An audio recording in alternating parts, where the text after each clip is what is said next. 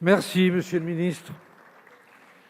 La parole est à monsieur Michel Herbillon. Oui, Merci, monsieur le président. Ma question s'adresse au ministre des Affaires étrangères. Nous ne pouvons pas rester impuissants devant la tragédie qui déchire actuellement le Proche-Orient. Nous assistons en effet à une terrifiante escalade des tensions entre Israël et la Palestine qui atteignent un degré de violence que la région, pourtant régulièrement meurtrie, n'avait pas connu depuis des années. Face à cette résurgence d'un conflit déjà terriblement meurtrier, nous ne pouvons pas mettre sur le même plan le Hamas, un groupe terroriste et islamiste radical, et un État démocratique comme Israël. Le Hamas a régulièrement mené la politique du pire en torpillant les processus de paix, quitte à instrumentaliser les souffrances de la population palestinienne. Face à ces attaques, Israël défend légitimement son droit à exister et de vivre en sécurité. Mais les tensions actuelles s'inscrivent dans un contexte de crise politique et d'instabilité institutionnelle depuis 2 ans dans l'État hébreu. Elles expriment aussi le refus de la population arabe de l'accroissement du nombre de colonies. Cet engrenage de violence ne semble plus avoir de limite et ce sont encore une fois les populations civiles qui en sont aujourd'hui les premières victimes. Au tir de plus de 3000 roquettes sur Israël par le Hamas, ont succédé en représailles les frappes de Tsahal sur la bande de Gaza. On déplore en une semaine plus de 220 morts et plus de 1000 blessés, principalement du côté palestinien. Désormais, la communauté internationale doit obtenir au plus vite un cessez-le-feu et amorcer la désescalade.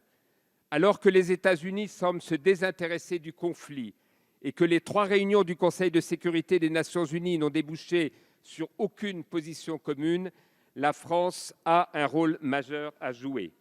Monsieur le ministre, comment la France compte agir concrètement pour sortir de cette impasse diplomatique et relancer le processus de paix enlisé depuis 20 ans? Merci, cher collègue. La parole est à monsieur Franck Riester, ministre délégué auprès du ministre de l'Europe et des Affaires étrangères. Oui, merci, monsieur le président, mesdames et messieurs les députés, monsieur le député Herbillon. Je l'ai dit, la situation, évidemment, au Moyen-Orient est grave. La France exprime d'une façon très claire son attachement indéfectible à la sécurité d'Israël. Nous condamnons les tirs de roquettes. Elles sont inacceptables. Elles doivent cesser immédiatement. Dans leur réponse militaire, les autorités israéliennes doivent faire preuve de retenue, doivent agir de façon proportionnée et dans le respect du droit international.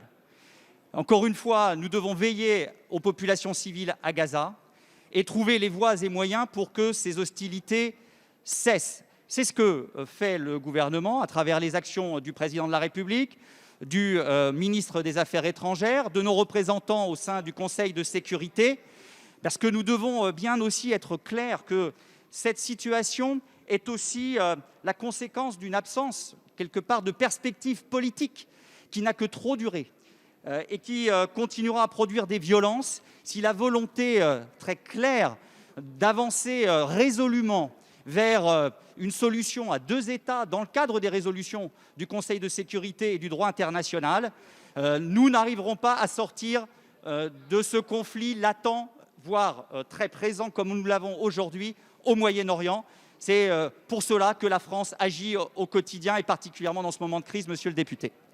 Merci, monsieur le ministre. La parole